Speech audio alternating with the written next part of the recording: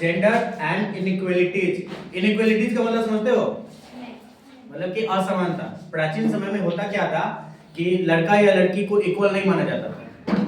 लड़के पढ़ने जाएंगे, लड़कियां पढ़ने नहीं जाएंगे, ऐसा माना जाता था। यानी हमारे सोसाइटी में लड़की को के लिए कुछ अलग तरीका से व्यवस्था है और लड़का के लिए कुछ अलग तरीका से। लड़की जब जन्म लेती है तो उसको बचपन से क्या सिखाया जाता है कि उसको अपनी माँ का क्या करना है, सेवा करना है, अपने घर पे रहना है, क्या करना है, साफ सुथरा करना है, खाना बनाना है। लेकिन लड़कों को क्या सिखाया जाता था? हाँ, स्कूल जाना है, जॉब करना है, मतलब देश समाज के लिए कुछ करना है।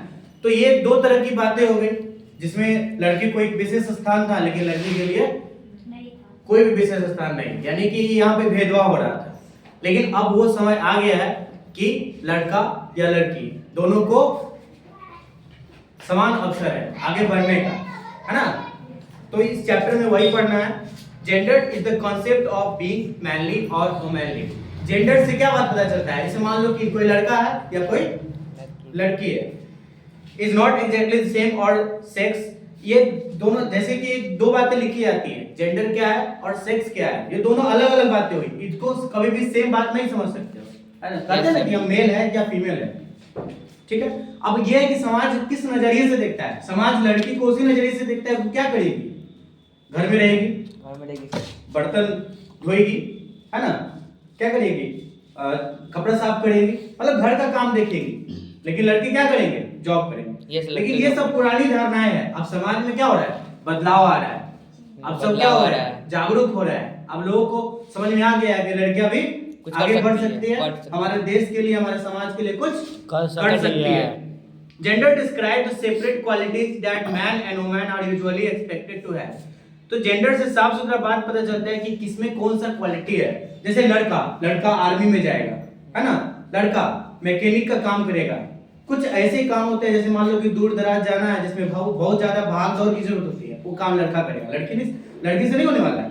जनरली लोग थोड़ा डरता भी है। मान लो कि किसी लड़की को एग्जाम देने जाना है बहुत दूर, तो क्या किसी हमारे आसपास का जो लोग है जाने देगा? नहीं जाने देगा। कहेगा कि उसको डर, क्योंकि सिक्योर फील नहीं होगा। क्योंकि हमारा समाज कहीं ना कहीं सिक्योर नहीं है कि लड़की बहुत दूर तक जा सकती है सिक्योर? बिल्कुल नहीं। Gender is determined socially unlike sex which is determined biologically. Sex का मतलब क्या हो गया? बायोलॉजिकली। जैसे लड़का का फिजिकल जो ऑर्गन होता है वो अलग है, लड़की का जो ऑर्गन है वो अलग है, ठीक है। तो यहाँ पर सेक्स का मतलब यहाँ पर ये आ जाता है कि उसका बायोलॉजिकली कौन सा, बायोलॉजिकली। लेकिन जेंडर का मतलब हो गया कि समाज उसको किस नजरिए से देखता है। ओके,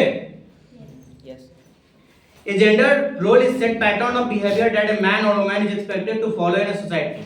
सोसाइटी में किस तरह का बात लोग फॉलो करेगा। लड़का के लिए बताई दी है कि किस तरह की बातें हैं और लड़की के लिए किस तरह की बातें हैं, ठीक है। जनरली लोग घर में देखते हो ना, एक्सपेक्ट करता है कि लड़की घर में सबको खाना सर्व करेगी। yes, कभी देखे हो कि लड़का जाके सबको खाना सर्व करे? मतलब फैमिली मेंबर को, पापा को, मम्मी को? नहीं। कौन करेगा? लड़की करेगी। लेकिन कमा के कौन लाएगा? लड़का कमा के लाएगा। हमारे घर में पापा जो जाता है ना, काम करने के लिए जाते हैं, पैसा अर्न करके लाएंगे, और मम्मी क्या करेगी? घर का काम खुद देख रेख करेगी। ये शुरू से एक परंपरा चलती आ रही है हमारे समाज में, है ना। लेकिन अब वो समय रह गया नहीं। अब सबको मिलजुल कर काम करना होगा, आगे बढ़ना होगा।